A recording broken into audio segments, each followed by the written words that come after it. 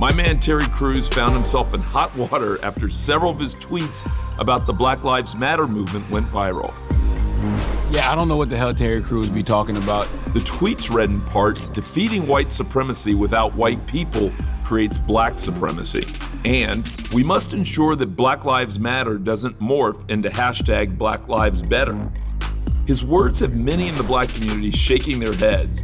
In fact, Martin Luther King Jr.'s daughter tweeted, "We're so far from that bridge, Terry. Justice is not a competition." New York Times bestselling author Roxane Gay asked, is Terry Crews under contract with NBC to be actively ignorant and anti-black, or does he do that for free? Do you understand the criticism that's come your way? First of all, any movement, when you see a movement and everybody's high on the adrenaline of, change and the wonder that it brings, I totally get it. I'm not saying that there is black supremacy. I'm not saying that there is Black Lives Better. I'm saying let's be careful. Let's slow down and look and include other voices and other people into this movement. Now, people said I was destroying the movement, and I was like, I'm not. First of all, Black lives do matter. The murder of young black men is a travesty in this country by the police. And listen, systemic racism exists. It does. I have been a victim of it. I have had guns pointed at me by the police. I'll tell you, I've been through everything. When you're talking about race and all this stuff, I lived it, man. I am a prime example. I could be George Floyd.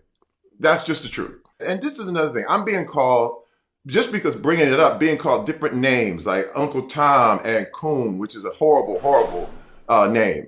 And it's a very fine line between culture and cult. Now, if it is too soon, I apologize for it being too soon. But I do not apologize for actually bringing it up, because this is a very, very important point. We, as black people, have to be able to have these conversations, because it's very, very dangerous when you can't speak.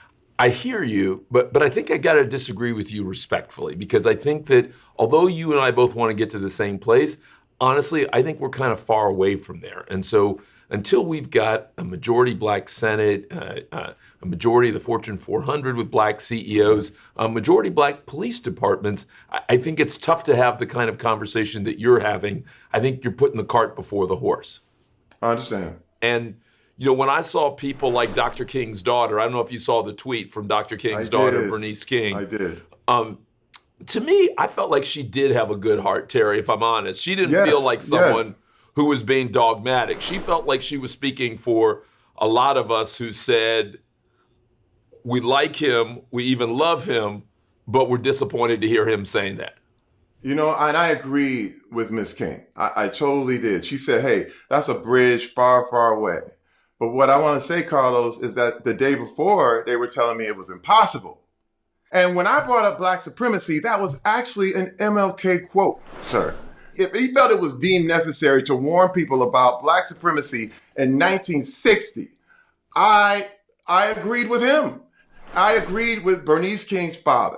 And this is what's so lovely about it, is that we can respectfully disagree. I think this is fine. But the problem is if you don't agree with me and you're telling me to be quiet and shut up and you hate me, now it starts to come into control. Hey, tune into the Carlos Watson Show. It's like no other. You're going to enjoy it every weekday on YouTube.